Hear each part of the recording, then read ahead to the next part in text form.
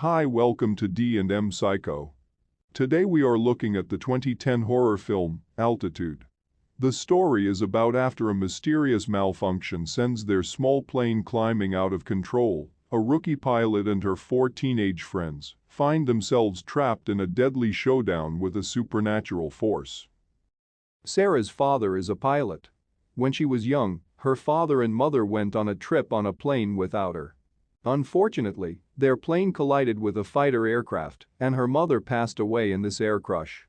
Even tough so many years has passed, Sarah, who was now an adult, still cannot forget the pain of losing her mother in the air crash. Her father was now a high-ranking colonel, but his relationship with Sarah was strained and not close.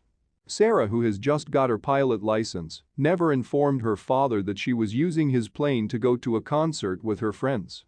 She lied by saying she drove to the Coldplay's concert. There are several persons who go to the concert with Sarah.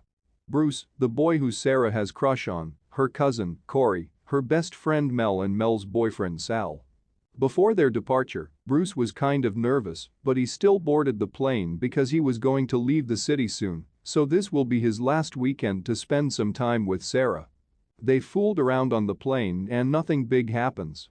Sarah concentrates on flying the airplane.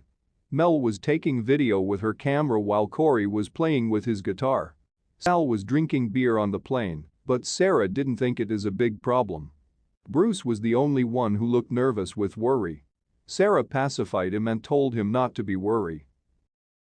After that, Sarah asked Bruce to take control of the plane, but as soon as he took over the control of the plane, he was so scared that he rushed the plane to the ground and caused one of the screws of the plane to loosen and fell off. In the nick of the time, Sarah took back the control of the plane. Sal was angry as Bruce almost killed all of them. He ripped off Bruce's comic book and mocked him. While the friends were arguing, Sarah noticed that there were dark clouds in front of them. She requested the Air Traffic Control Center to rise up to 10,500 feet to avoid the bad weather. At this moment, Sarah was terrified to discover that the airplane's tail was no longer under control. It turned out that the loosened screw had been stuck in the tail wing earlier, and they had already exceeded 10,500 feet. However, the plane was still ascending, and this emergency situation made Sarah, who had just obtained her pilot's license, to be nervous.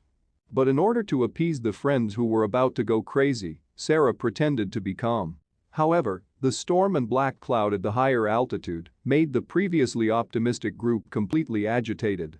They were now at an altitude of 20,000 feet, and Sarah had lost contact with the control center.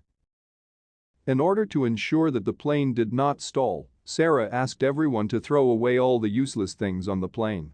However, during the process of throwing things away, Sal claimed to have seen a monster. But they couldn't think about it now. After quickly discarding everything, they closed the cabin door. At this time, bad news came one after another for Sarah. The plane's fuel was running low, and Sarah estimated that the fuel was only enough to last for an hour.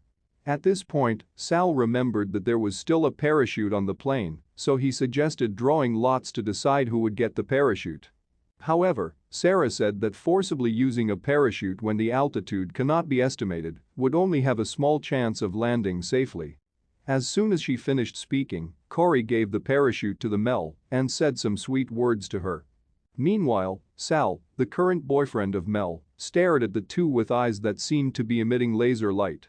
Sal couldn't help but fight with Corey in the cramped space. Fortunately, Sarah stopped the three who were making trouble at the back and ordered them to calm down if they wanted to survive.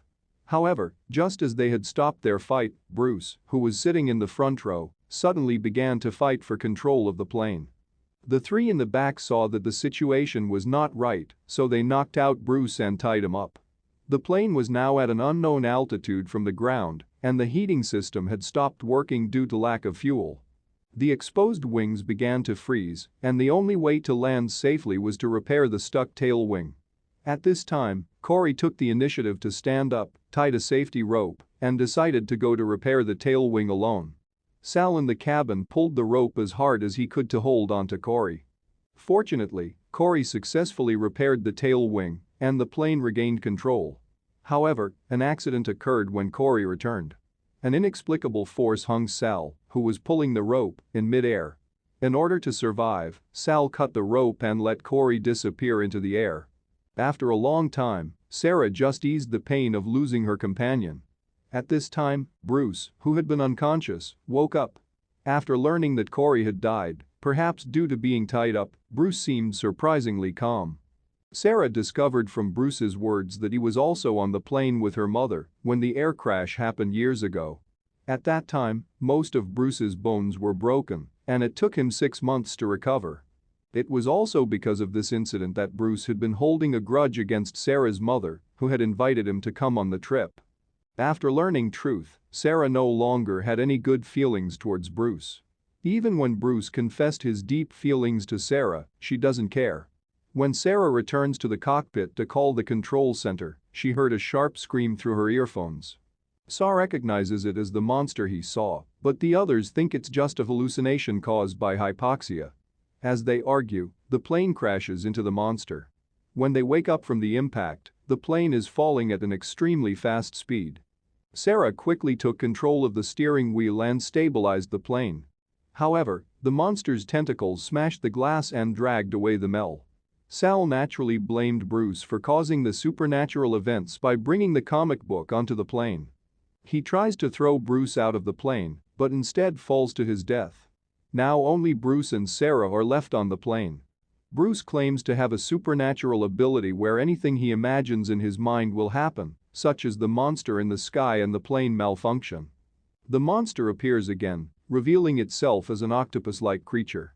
Sarah is about to become its meal when she kisses Bruce, causing his mind to go blank.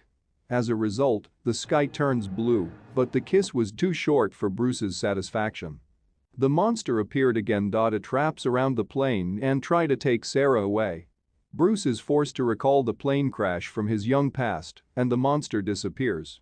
They then went back in time through Bruce's imagination. They were able to change the result of the crush. In the end, Sarah's mother survived the plane crash, and the young Bruce was not injured. The movie ends with young Sarah and Bruce greeting and holding each other's hands, believing that they will live a happy life when they grow up. In retrospect, if Bruce had not been allowed on the plane, this disaster may not have occurred. However, the theme of this low-budget movie is very good. The big octopus may symbolize the fear we experience from childhood to adulthood, and facing it with courage will make all our fears disappear.